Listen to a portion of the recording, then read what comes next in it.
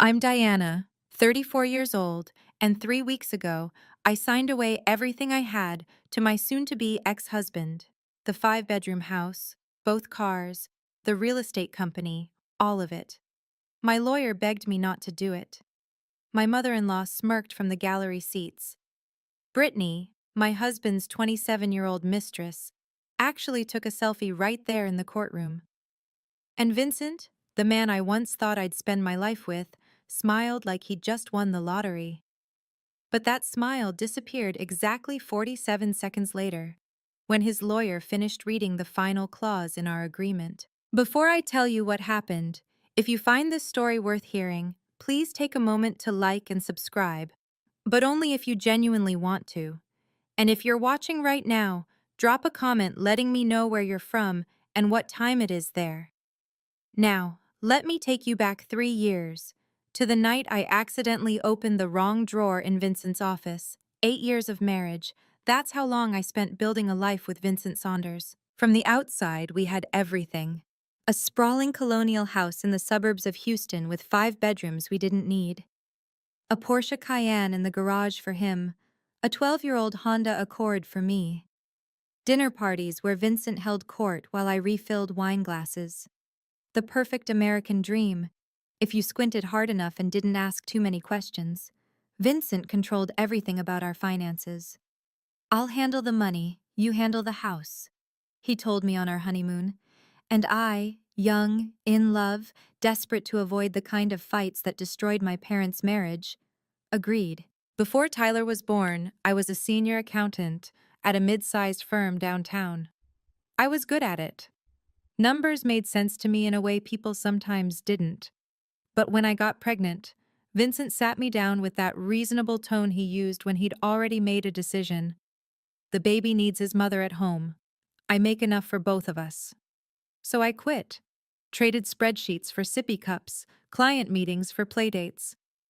And when Tyler started kindergarten and I picked up part-time remote accounting work to keep my skills sharp, Vincent barely noticed.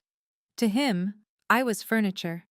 Useful, present, and utterly unremarkable. He'd check his Rolex Submariner, a gift to himself for closing some deal, and announce he had investor meetings that would run late. His home office stayed locked. The credit card statements went to his email.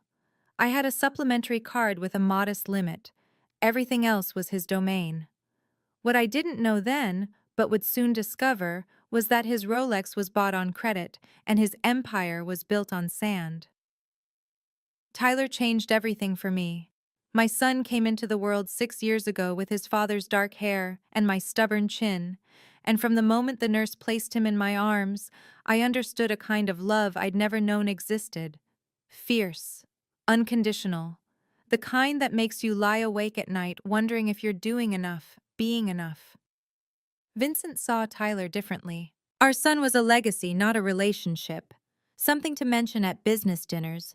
My boy's already showing an interest in real estate, can you believe it? But never something to nurture.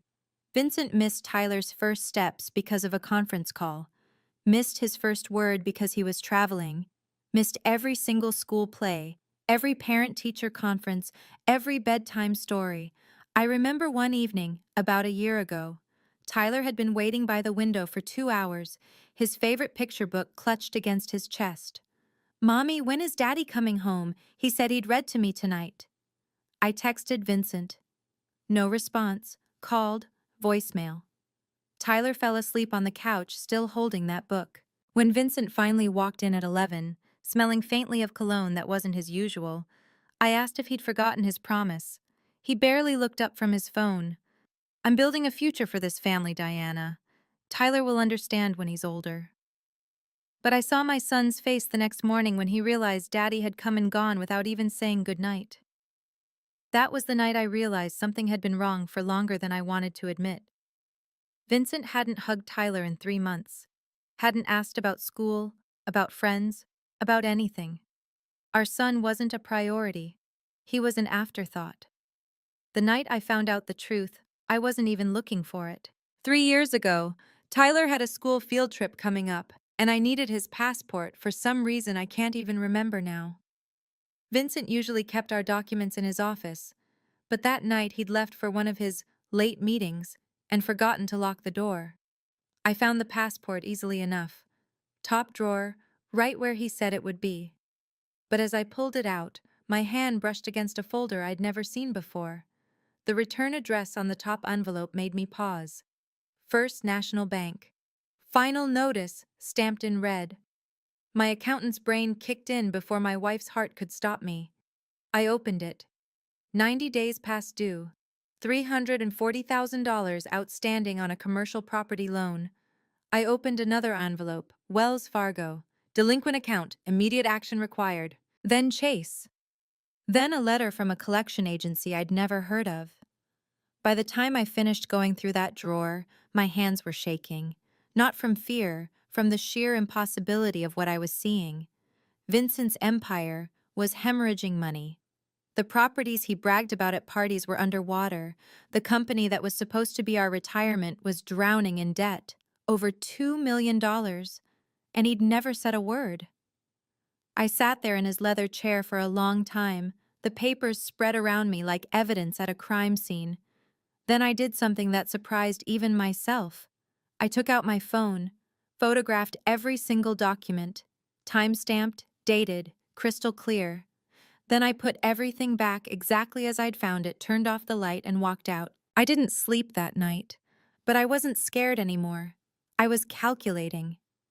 The next morning, I made a phone call to someone I trusted more than anyone, my college roommate Rachel Morrison. Rachel worked at a regional bank. We'd stayed close over the years, the kind of friendship that picked up right where it left off no matter how long between conversations. She was also the only person who'd ever looked at Vincent and said, "I don't know, Di. Something about him feels off." I should have listened to her then. I was listening now. "I need to run a credit check," I told her, "on myself. And I need to understand what debts might be attached to my name as a spouse." Rachel didn't ask why. She just said, "Come to my office tomorrow. Bring your ID." What I learned over the following weeks confirmed my worst fears and revealed something unexpected. Most of the debt was in Vincent's name alone, or tied to his company. But he'd taken out 2 loans using both our names without my knowledge, forged my signature, or used an electronic version I'd never authorized. "This is fraud," Rachel said quietly, showing me the paperwork. "You could report him." "Not yet." I folded the copies she'd made and slipped them into my purse. "I need to know the full picture first." And so began my 3-year education in financial survival. I opened a savings account at a different bank, one Vincent had no connection to. Every month, I funneled what I could from my part-time work. 200 here, 300 there. I documented everything, saved every email, every statement, every scrap of evidence that crossed my path. Rachel checked in periodically with updates. "The debt's growing, Diana, not shrinking." I wasn't surprised, but I was ready. Vincent had no idea his wife was watching and waiting. A year ago, Vincent started coming home smelling like someone else. It wasn't obvious at first. A hint of perfume that wasn't mine, a text notification he'd silenced too quickly, business trips that seemed to multiply overnight. But I'd spent 3 years training myself to notice everything, and Vincent had grown careless with a wife he considered beneath his attention. The late nights became later. The investor dinners more frequent. He upgraded his wardrobe, $3,000 Tom Ford suits charged to credit cards that were already maxed, while I still wore dresses from 5 years ago. "You should put more effort into your appearance," he told me one evening, adjusting his new silk tie in the hallway mirror. "Brittany, she's a new business associate. She always looks put together. Professional women understand the importance of presentation." Brittany. The name he said too casually, too often. I didn't confront him. What would be the point? I already knew our marriage was a facade. I just needed to know how long I had before the facade crumbled completely.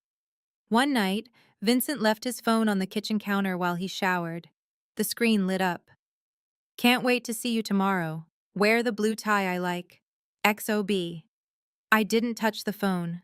Didn't need to. The preview told me everything. That same week, I noticed him deleting his browsing history, changing passwords, making calls from the garage where he thought I couldn't hear. But here's what Vincent never understood about me. I wasn't plotting revenge. I wasn't consumed by jealousy or heartbreak. I'd made my peace with who he was long ago. I was simply gathering information, building my case, waiting for the moment when he would finally show his hand. That moment came sooner than I expected. The first time I met Brittany Lawson, she was wearing a knockoff Birkin bag and Vincent's arm around her waist. It was his mother's birthday dinner, a monthly ritual at Evelyn Saunders's pristine colonial in River Oaks, the kind of house where the silverware matched and the help knew to be invisible. I'd been attending these dinners for 8 years, always feeling like a guest who'd overstayed her welcome. That night, Vincent walked in with Brittany like she belonged there. "Everyone, this is Brittany. She's been consulting on some new investment opportunities for the company." She was 27, all blonde highlights and practiced smiles. Her dress was designer, or designed to look designer. I'd spent enough years auditing luxury goods to spot the tells. The stitching on her bag was uneven, the hardware slightly off color, but no one else noticed. They were too busy fawning. "Vincent finally found someone with ambition," Evelyn announced, squeezing Brittany's hands like she was welcoming a long-lost daughter. Then she glanced at me with that thin smile I'd grown accustomed to. "Diana, be a dear and help Maria bring out the appetizers." I spent that dinner in the kitchen and the margins, watching my husband parade his mistress in front of his family, while they pretended not to see what was obvious. Tyler sat beside me, confused. "Mommy, who is that lady? Why is she sitting in your chair?" "She's nobody important, sweetheart." Brittany laughed at something Vincent said, her hand lingering on his sleeve. I watched Evelyn beam with approval, and I thought, the bag isn't the only fake thing at this table. But Brittany wasn't my enemy. She was a symptom. The real threat was the man she didn't know was already bankrupt, in more ways than one. 6 months before the final hearing, Vincent sat me down at our dining table and delivered the news like he was announcing a quarterly earnings report. "I want a divorce." No preamble, no apology. Just 5 words dropped between us like a contract termination. I'd known this was coming. Had prepared for it, planned for it, almost welcomed it. But hearing him say it still felt like a door slamming shut on a decade of my life. "I see," I said. "What are you proposing?" Vincent leaned back, his expression the same one he used when negotiating with people he considered beneath him. "I want the house, the cars, the company, everything we built. I'll be keeping it." "And what about me?" He shrugged. "You can keep Tyler. I'm not interested in custody battles. The kid would slow me down." The kid. Our son. 6 years old, innocent, adoring, and his father couldn't even be bothered to use his name. "You're sure?" I kept my voice steady. "You want everything? All the assets?" "All of them. Every property, every account, every share." Vincent smiled, clearly pleased with his own generosity. "I'm being reasonable here, Diana. Most men in my position would fight you for the child too, just to avoid support payments. I'm letting you walk away with something." Something? My son. Like Tyler was a consolation prize. I looked at my husband, really looked at him, and saw exactly what he saw when he looked at me. Nothing worth fighting for. "All right," I said quietly. "I'll need some time to review everything." Vincent's eyebrows rose. He'd expected tears, maybe. Bargaining, not compliance. "That's reasonable. I'll have my lawyer send over the paperwork." What he didn't know was that I'd been waiting for this moment for 3 years, and I was ready. The first meeting with Vincent's lawyer happened in a corner office downtown, all glass walls and leather chairs designed to intimidate. Gerald Hoffman was a silver-haired partner at one of Houston's most aggressive family law firms, the kind of man who charged $600 an hour and looked at opposing parties like they were problems to be eliminated. Vincent had clearly chosen him for exactly that reason. I came alone, no lawyer, just me and my 5-year-old Blazer, sitting across from two men who clearly thought the meeting was a formality. "Mrs. Saunders," Gerald began, sliding a thick folder across the table. "My client has prepared a comprehensive proposal for the division of marital assets.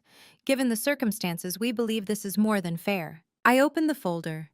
Pages of legalese detailing how Vincent would retain sole ownership of everything: the house, vehicles, investment accounts, and Saunders Properties LLC. In exchange, I would receive my personal belongings and custody of Tyler. No alimony, no portion of the business, nothing. Vincent watched me read with a satisfied smirk. "She doesn't need a lawyer," he said to Gerald, not bothering to lower his voice. "She's just a part-time bookkeeper. She wouldn't understand any of this even if she tried." Gerald looked uncomfortable. "Mr. Saunders, I really should advise that your wife retain independent counsel." "Not necessary." Vincent waved his hand dismissively. "Diana knows I built everything. She contributed nothing. Right, Diana?" I closed the folder and met his eyes. "I'll need a few days to review this. Then I'll provide my response." Vincent blinked, clearly expecting immediate surrender. But he recovered quickly, that arrogant smile returning. "Take all the time you need. The outcome won't change." I walked out of that office, and I wasn't a victim. I was a woman with a plan. Within a week, Vincent had rewritten our entire marriage for public consumption. "Diana's being completely unreasonable," I overheard him tell mutual friends at a neighborhood gathering I hadn't been invited to. "I'm offering her a clean break, and she's trying to drag this out, probably hoping to take half my company when she never worked a day for it." The Whisper network moved fast. People I'd known for years suddenly stopped returning calls. A mom from Tyler's school gave me a sympathetic look and said, "I heard about everything. It must be so hard realizing you weren't compatible." Compatible. As if I was the one caught with a 27-year-old mistress. Then came Evelyn's call. "Diana." Her voice carried that particular frost she reserved for people who disappointed her. "I understand you're making this difficult for Vincent. May I remind you that my son built that company from nothing? You were lucky to live in that house, drive those cars, wear the lifestyle he provided. Don't embarrass yourself by pretending you deserve more." "I haven't asked for anything, Evelyn." "Good. Keep it that way. And don't drag this through the courts. It would be humiliating for everyone, especially Tyler." She hung up before I could respond. That same night, I discovered something while reviewing the property records I'd been quietly collecting. Vincent had mortgaged our family home, the house we lived in, without my consent or signature. A second mortgage, taken out 18 months ago. Under Texas law, he needed my approval for that. He didn't have it. I photographed the document, added it to my file, and felt something settle in my chest. Let them think I was weak. Let them think I was beaten. The people who underestimate you always leave the biggest blind spots. Rachel was the one who found Margaret Collins. "She's handled some of the ugliest divorces in Houston," Rachel told me over coffee at a cafe far from our usual spots. "And she wins, not because she's ruthless, because she's thorough." Margaret's office was nothing like Gerald Hoffman's glass tower. It occupied the second floor of a restored Victorian near Montrose, all warm wood and framed credentials. She was in her early 50s, with silver-streaked hair and eyes that assessed me the moment I walked through her door. "Sit down, Mrs. Saunders. Tell me everything." So I did. 3 years of documentation. The debt, the forged signatures, the affair. Vincent's demands, the social pressure.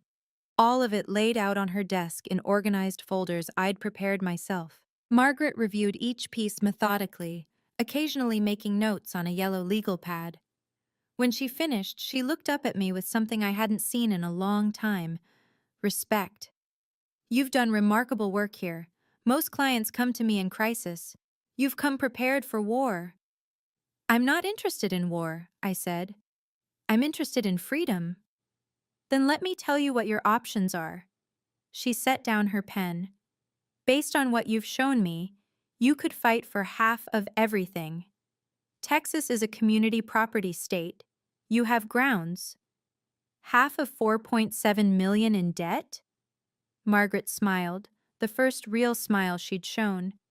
You understand the situation better than your husband does. I've had 3 years to understand it. He still thinks he's a millionaire. Then let me ask you something. She leaned forward. What do you actually want out of this divorce? I thought about Tyler, about my savings account, about starting over with nothing but my son and my dignity. I want him to get exactly what he's asking for. Margaret studied me for a long moment, then pulled a thick legal textbook from her shelf. Under Texas law, when marital assets are divided in a divorce, the debts attached to those assets can be assigned as well. It's called a liability assumption clause. She opened to a marked page.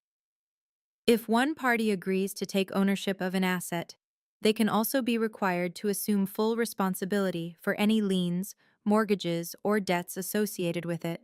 So if Vincent wants everything, then Vincent gets everything, including the $4.7 million in liabilities currently attached to those assets. Margaret's pen traced a line in her notes. The key is ensuring the agreement is explicit and legally binding, and that he signs it voluntarily, with full knowledge of what he's agreeing to. He won't read it carefully, I said. He never does. He already thinks he's won. That's his choice. Margaret closed the book. But we need to protect you legally. There's a document called a waiver of independent review. Essentially, he'll be acknowledging that he had the opportunity to have everything examined by financial experts and chose not to. His lawyer will tell him to get an independent audit. Almost certainly. But will Vincent listen? I thought about my husband, his ego, his certainty, his absolute conviction that he was the smartest person in any room. No, he won't.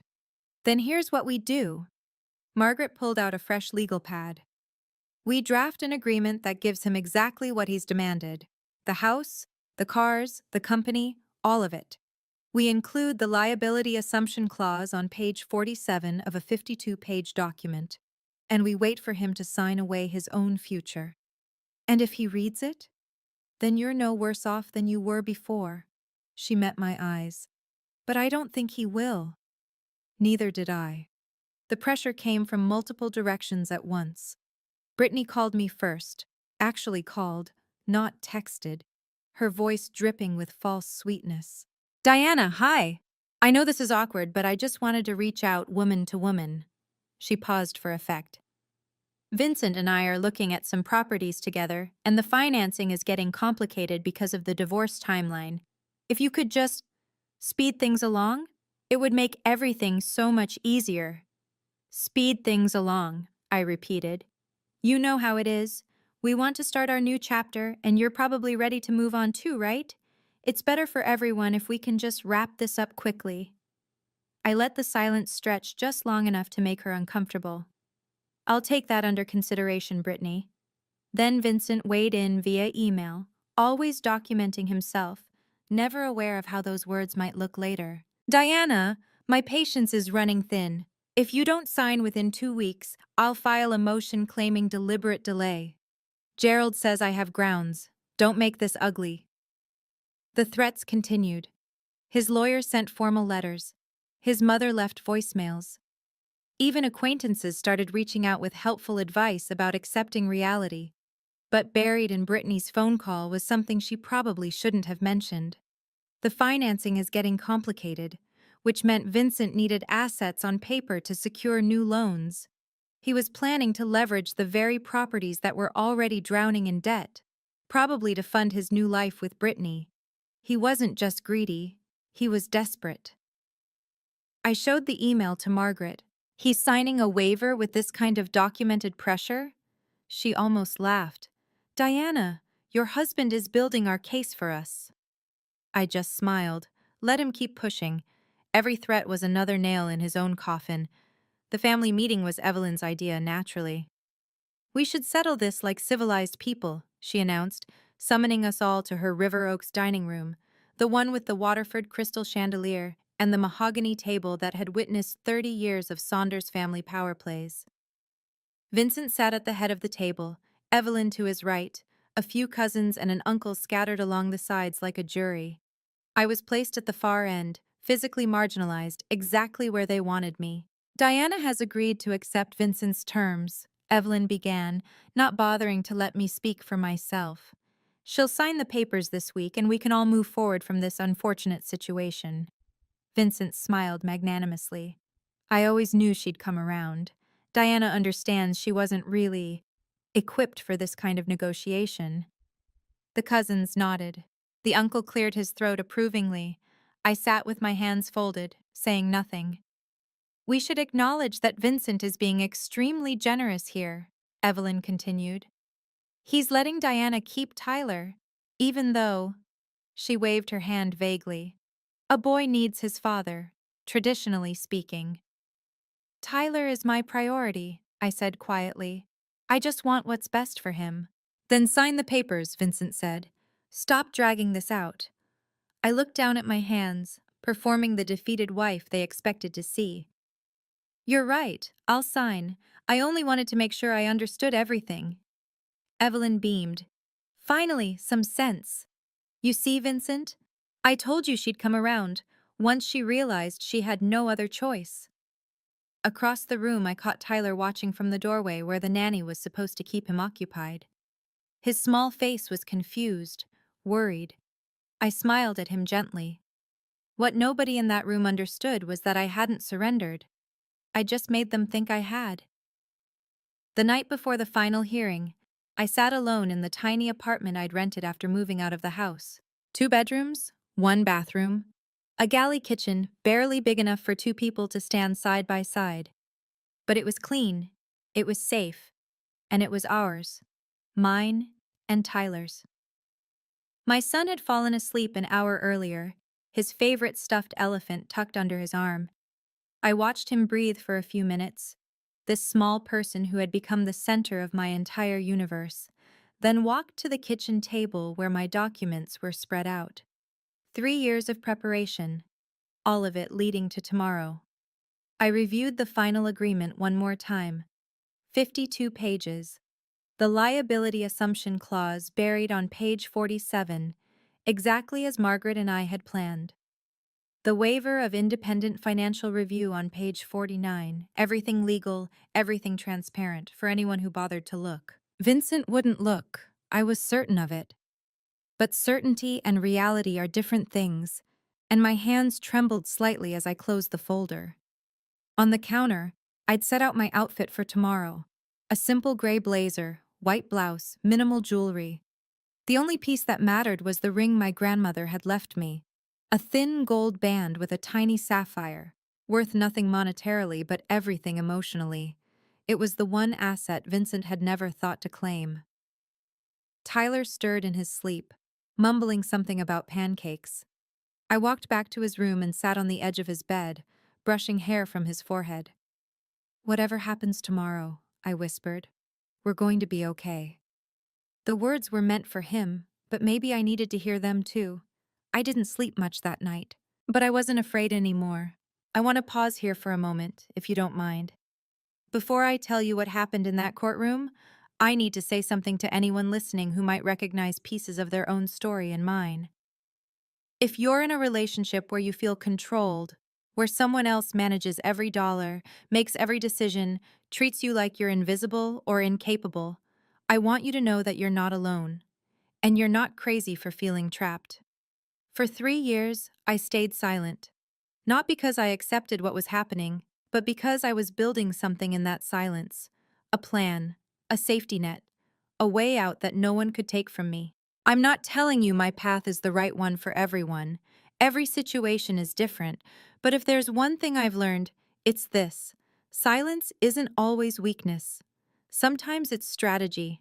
And knowing your own worth doesn't require anyone else to see it. If this story means something to you, share it with someone who might need to hear it. A friend, a sister, a coworker who's going through something similar. Sometimes the most powerful thing we can do is remind each other that there are options, even when it feels like there aren't. Hit that like button if you want to help more people find this video. And if you're still here, still listening, comment and tell me, have you ever been underestimated? How did you prove them wrong? I'll be reading every single response. Now, back to the morning of the hearing.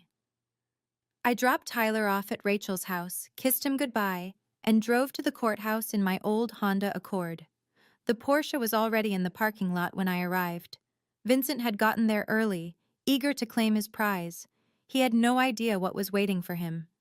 The morning of January 3rd was unseasonably warm for Houston. 68 degrees, bright sun cutting through wispy clouds. I stood outside the family courthouse, watching my breath not fog in the air, feeling strangely calm. 3 years of waiting, and it had come down to this. One hearing, one signature, one moment that would determine the rest of my life. My phone buzzed. Margaret, in the building, room 4B, ready when you are. I texted back a simple coming and walked through the glass doors. Inside, the courthouse hummed with the mundane business of endings.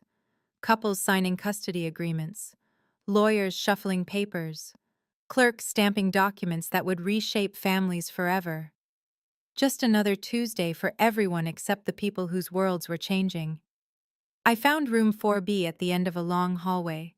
Through the narrow window in the door, I could see Vincent already seated at the respondent's table, Gerald Hoffman beside him, both men reviewing papers with the relaxed posture of people who believed they'd already won. Margaret was waiting for me outside.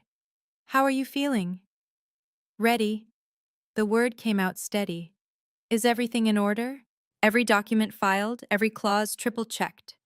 She touched my arm briefly, unusual for her, but somehow exactly what I needed. "Whatever happens in there, Diana, you should know. Win or lose, you've already proven you're not who they think you are." "I'm not trying to prove anything." I met her eyes. "I'm just trying to be free."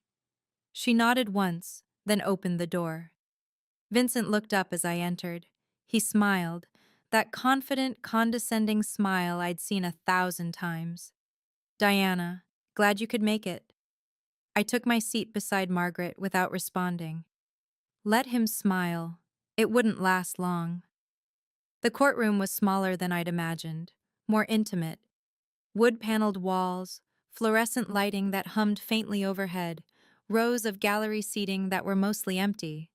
Mostly. Brittany had claimed a spot in the front row, wearing a red designer dress that probably cost more than my first car. She was texting when I walked in, but looked up long enough to give me a smile that was almost pitying. Beside her sat Evelyn Saunders, immaculate in Chanel, her posture radiating the quiet certainty of a woman who had never been denied anything in her life. They'd come to witness Vincent's triumph, a front-row seat to my humiliation. I settled into my chair and watched my husband from across the aisle. He'd worn his best navy suit, a gold tie clip catching the light. The Rolex gleamed on his wrist. To anyone who didn't know better, he looked like a man in complete control. Gerald Hoffman leaned over to whisper something and I caught fragments. "Routine. Just need her signature. Home by lunch." Vincent nodded, barely listening. That was when I noticed something interesting. Gerald's face. There was tension around his eyes, a tightness in his jaw that didn't match his confident words. He kept glancing at the thick document folder between them, then at Vincent, who hadn't touched it. "Judge Harriet Dawson presiding," the clerk announced. A woman in her 60s entered from chambers, gray hair pinned back severely, reading glasses perched on her nose. "We're here for the matter of Saunders versus Saunders, final dissolution hearing." She looked up. "Counselors, are both parties prepared to proceed?" "We are, Your Honor," Gerald said. "We are," Margaret confirmed. Judge Dawson nodded. "Then let's begin. I understand we have a settlement agreement to review." Vincent straightened in his seat, practically glowing with anticipation. Showtime. The agreement was read into the record with the same clinical detachment as a medical diagnosis. Mrs. Saunders agrees to relinquish all claims to the marital residence located at 4521 Willow Creek Drive, the clerk read, as well as all motor vehicles registered to the marriage, including one 2023 Porsche Cayenne and one 2012 Honda Accord. The list went on. Properties, investment accounts, Saunders Properties LLC, and all its holdings. Every asset Vincent had demanded, formally transferred to his sole ownership. Brittany squeezed Evelyn's arm, beaming. Judge Dawson looked over her glasses at me. Mrs. Saunders, you understand that by signing this agreement, you are relinquishing your community property rights to these assets? I understand, Your Honor. And you've had adequate time to review this agreement with your counsel? I have. Any questions before we proceed with signatures? No, Your Honor. Gerald Hoffman cleared his throat. Your Honor, I'd like it noted that my client was advised to obtain independent financial review of the marital assets and debts, but has elected to waive that review. Mr. Saunders? Judge Dawson turned to Vincent. Is that accurate? You're waiving your right to have the financials independently verified before signing? Vincent didn't hesitate. I built this company, Your Honor. I know exactly what it's worth. I don't need some accountant telling me what I already know. Then please sign the waiver on page 49. Vincent took Gerald's pen, a Mont Blanc naturally, and signed with a flourish. I watched Gerald's face as Vincent handed back the pen. The attorney was flipping through pages rapidly now, searching for something. His eyes stopped on page 47. The color drained from his face. Vincent, he whispered urgently, reaching for his client's arm. Wait! But Vincent was already turning to page 52, signing his name on the final line. Done, my husband announced. The moment Vincent's pen lifted from the paper, Gerald Hoffman's face went white. I watched it happen in real time, the realization spreading across his features like ice forming on a windshield. His mouth opened slightly, his hand gripped the edge of the table. Vincent, his voice was barely above a whisper. Vincent, we need to stop. What? My husband laughed, sliding the signed document toward the clerk. It's done. She signed, I signed. Let's wrap this up. You don't understand. Gerald was scrambling through the pages now, his professional composure crumbling. Page 47. The liability assumption clause. The what? Judge Dawson held up her hand. Mr. Hoffman, is there an issue? Gerald looked from Vincent to the judge to me, and I could see the exact moment he understood he couldn't undo what had just happened. Your Honor, my client may not have fully understood. Your client, Margaret interrupted smoothly, was asked directly if he wanted independent financial review. He declined. He signed the waiver voluntarily. The agreement is executed. What is everyone talking about? Vincent's voice had lost its confidence. What's on page 47? Gerald handed him the document, his finger pointing to the relevant clause. I watched my husband's eyes move across the text. The party receiving marital assets hereby assumes full personal liability for all debts, liens, mortgages, and financial encumbrances attached to said assets, releasing the other party from any and all obligations related thereto. Vincent's face went gray. This says... He looked up at Gerald, then at me. This says I'm responsible for the debts? All $4.7 million, Margaret confirmed. As of your signature 30 seconds ago. Brittany's voice cut through from the gallery. 4 million what? I sat perfectly still, watching my husband finally understand what he'd just done to himself. Vincent shot to his feet so fast his chair screeched against the floor. This is fraud! His voice echoed through the small courtroom. She tricked me! This whole thing is... She can't do this! Mr. Saunders, sit down. Judge Dawson's tone left no room for negotiation. I'm not sitting down until someone explains how this is legal. Gerald, do something. Gerald Hoffman stood frozen, his face the color of old paper. You signed the waiver, Vincent. You specifically stated you knew what the assets were worth. You refused independent review. Because I thought... Vincent spun toward me. You knew. You knew the whole time. You planned this. I didn't plan anything. My voice came out steady, calm. I just gave you exactly what you asked for. Your Honor, Vincent slammed his palm on the table. I demand this agreement be voided. I was deceived. You were not deceived, Mr. Saunders. Judge Dawson removed her reading glasses, fixing him with a stare that silenced the room. The financial records of your company are public. The debts attached to your properties are matters of record. Your wife's attorney included full disclosure documentation in the agreement packet. You chose not to read it. I didn't know. You signed a waiver stating you didn't need to know. The judge's voice hardened. This court cannot protect parties from their own arrogance. From the gallery, I heard Brittany's voice, high and panicked. Vincent, what does this mean? You said you were a millionaire. Evelyn was already standing, gathering her purse, her face rigid with fury and embarrassment. Mom! Vincent reached toward her. Don't. The single word cut like a knife. She walked out without looking back. Vincent stood in the wreckage of his victory, finally understanding that he hadn't won anything. He'd just inherited his own destruction. In the silence that followed Evelyn's exit, I stood. Vincent turned to me, his face contorted with rage and desperation, emotions I'd never seen him show so openly. For 8 years, he'd been the one in control. Now he was watching that control dissolve like sugar in water. You destroyed me, he whispered. You destroyed everything. I walked to the center of the courtroom, close enough that he could hear me clearly, but far enough to maintain the distance I'd been building for 3 years. No, Vincent, you destroyed yourself. I just stopped cleaning up after you. Diana. For 8 years, you told me I had no value, that I didn't understand business or money or anything important.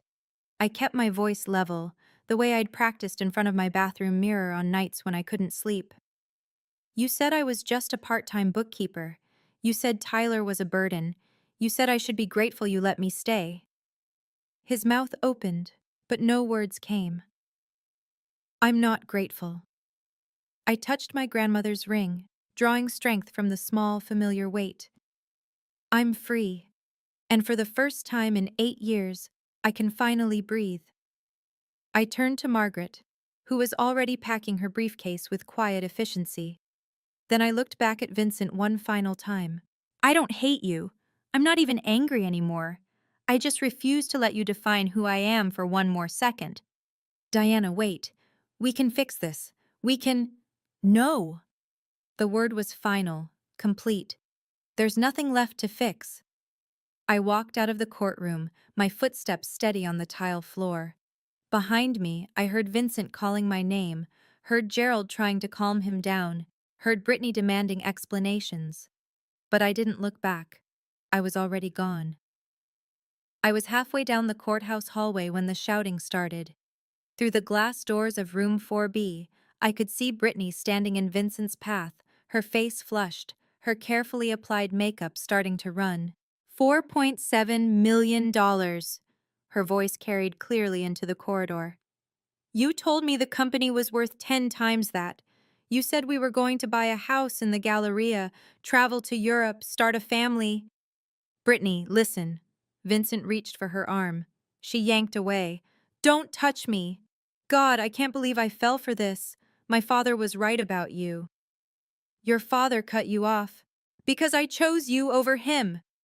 She laughed, but it was a bitter, broken sound. And now I find out you're not even a real millionaire? You're worse than broke. You're negative broke. Margaret appeared beside me, watching the scene unfold with professional detachment. I've seen a lot of divorces, Diana. This might be the most complete implosion I've witnessed in real time. I didn't plan for this part. I meant it. Watching Vincent's mistress abandon him felt less satisfying than I'd expected. Just exhausting, like watching the final act of a play that had gone on too long. Through the glass, Brittany was already walking away, heels clicking furiously against the marble floor. She pulled out her phone as she passed us, not even glancing in my direction. Daddy? It's me. I made a huge mistake. Can I come home? Vincent appeared in the doorway, looking like a man who'd just watched his entire world collapse, which I suppose he had. Our eyes met across the hallway. I felt nothing but relief. "Goodbye, Vincent," I said quietly. Then I walked toward the exit, toward my son, toward whatever came next. Freedom had never felt so simple. 3 months after the hearing, Vincent's empire finished crumbling. I heard about it through Rachel, who still had connections at various banks in the city. The details arrived in fragments over coffee, like dispatches from a distant war. The house sold first, $580,000, which wasn't enough to cover the mortgage and second lien. Vincent walked away still owing $320,000 on a property he'd lost. The Porsche was repossessed by the financing company 2 weeks later. The repo man came at 3 in the morning, according to a neighbor who witnessed it. Vincent apparently stood in his driveway in his bathrobe, screaming about lawsuits and wrongful seizure until someone threatened to call the police. Saunders Properties LLC filed for Chapter 7, bankruptcy, in March. The commercial properties Vincent had been so proud of went to auction, where they sold for a fraction of their original purchase prices. The remaining debt, nearly $3 million, stayed with him. He had to move out of the house before the sale closed, Rachel told me. Found a studio apartment in a complex off 290. No doorman, no pool, no anything, really. I nodded, processing the information without satisfaction. And his job? Some small brokerage firm hired him, commission only. Rachel shook her head.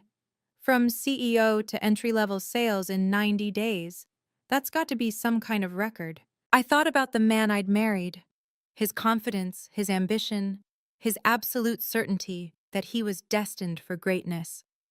I thought about all the times he'd told me I didn't understand business, didn't understand money, didn't understand anything. He did this to himself, I said finally. I just stopped protecting him from the consequences. Rachel squeezed my hand across the table. You know what? That's the best kind of revenge, the kind you don't even have to take. Summer arrived, and with it, a new beginning. Our apartment had transformed over the months from a temporary refuge into something that felt like home. Tyler's drawings covered the refrigerator. Plants crowded the windowsill, herbs I'd started growing to save money on groceries and kept because they made me happy. The living room had a second-hand couch that was more comfortable than any piece of furniture in Vincent's showcase house. I returned to accounting full-time in April, a mid-level position at a firm that valued competence over pedigree. By June, I'd been promoted to senior accountant. My boss said I had exceptional attention to detail. I didn't tell her I'd developed that skill tracking a fraudulent husband for 3 years. Tyler was thriving too. He'd made friends at his new school, joined a soccer team, started reading chapter books before bed. He rarely asked about his father anymore, not because I discouraged it, but because the questions had simply stopped mattering to him. "Mom, watch me!" he shouted from across the park, attempting a cartwheel that ended in a pile of giggles. I applauded from my bench, feeling something I hadn't experienced in years: uncomplicated happiness. My phone buzzed. A notification from the community college. I'd been accepted into their evening CPA certification program. Classes started in September. "What are you smiling about?" Tyler asked, running over to flop down beside me. "Good news, buddy. Mom's going back to school." "Like me?" "Exactly like you." He thought about this for a moment. "Can we celebrate with ice cream?" "Absolutely." We walked to the shop on the corner, hand in hand, and I realized something that surprised me. This small life, this modest apartment, this ordinary job, this simple joy was everything I'd never known I wanted. And it was entirely my own. I want to take another moment here, if that's okay. We're almost at the end of this story, but before we get there, I have a question for you. Have you ever made a decision that everyone around you thought was insane? Have you ever trusted yourself when no one else did? Because that's really what this story is about. Not revenge, not karma, not watching someone get what they deserve. It's about the quiet voice inside you that knows the truth, even when the noise of everyone else's opinions tries to drown it out. For 3 years, I listened to that voice. I planned. I prepared. I kept my mouth shut when everyone expected me to argue or beg or fall apart. And when the moment came, I was ready. I'm not telling you this to brag. I'm telling you because I know there's someone watching right now who needs to hear it. Your silence isn't weakness. Your patience isn't passivity. And the people who underestimate you, they're giving you the greatest gift possible, time to prepare while they're too busy feeling superior to notice. So here's my challenge to you. If you know someone who's in the middle of their own silent battle, a friend, a family member, anyone who might need to hear that their planning will pay off, share this video with them. And if this story has meant something to you, take a second to like, subscribe, and turn on notifications. It helps these stories reach more people who might need them. Now, let me tell you what happened when Vincent finally reached out to me, a year after everything fell apart. Because that's when I learned something unexpected. About him, about myself, and about what forgiveness actually means. We're almost at the end. Stay with me. The text came on a Tuesday evening, almost exactly 1 year after the final hearing. I need to talk to you, it's about Tyler. I stared at my phone for a long moment, thumb hovering over the delete button. Then curiosity, or maybe something softer, made me type back, public place. Tomorrow, noon. The cafe on Westheimer. He agreed. I almost didn't recognize Vincent when he walked in. The tailored suits were gone, replaced by khakis and a polo shirt that hung looser than it should have. He'd lost weight, not in a healthy way. His face looked tired, the confidence drained from his features. He sat down across from me without ordering anything. "You look good," he said. "You look happy." "I am." Silence stretched between us. He stared at his hands. "I'm not here to apologize," he finally said. "I know you wouldn't believe me if I did. I'm here because—" He took a breath. "I've been in therapy for 6 months. And my therapist says I need to take accountability for what I did. To you. To Tyler." I waited. "I was a terrible husband. And a worse father." The words came out like they physically hurt him. "I treated you like you didn't matter. I treated our son like an afterthought. I was so obsessed with my own image that I couldn't see what I was destroying." "Why are you telling me this?" "Because I want to see Tyler." He met my eyes for the first time. "Not to get back at you or prove anything. I want to try to be his father. A real father. If you'll let me." I studied the man I'd once loved, searching for the arrogance I'd learned to navigate. I didn't find it. "I'll consider it," I said. "On conditions." That night, after Tyler was asleep, I sat on my balcony with a cup of tea and watched the city lights flicker in the distance. I thought about the woman I'd been 3 years ago, scared, uncertain, convinced that silence was her only option. I thought about the woman I was now, still quiet, but no longer afraid, still careful, but no longer trapped. Vincent wanted back into Tyler's life. 6 months ago, I would have said no without hesitation. But something in his eyes today had been different. Something broken that was trying to rebuild itself. I couldn't heal him. That wasn't my job anymore. But Tyler deserved to know his father, or at least the father Vincent was trying to become. So I set my conditions. Monthly therapy sessions, verified by his counselor, steady employment for 6 months minimum. Supervised visits first, progressing only if Tyler felt comfortable. And one absolute rule: he would never, ever speak about me negatively in front of our son. Vincent agreed to everything. I didn't know if he'd follow through. People promise change all the time and deliver nothing. But I'd learned something important over the past 3 years. Boundaries aren't about controlling other people's behavior. They're about protecting your own peace. I pulled out my journal, something my own therapist had suggested I start, and wrote a few lines. "Boundaries aren't walls. They're doors. You choose who walks through them. I chose to give Vincent a door. Whether he walks through it as a better man is up to him. Either way, Tyler and I will be okay. The tea had gone cold, but I didn't mind. I sat there a while longer, watching stars emerge through Houston's light pollution, and let myself feel something I'd almost forgotten was possible. Hope. September arrived with the smell of fresh notebooks and new beginnings. Tyler started first grade the same week I started my CPA certification classes.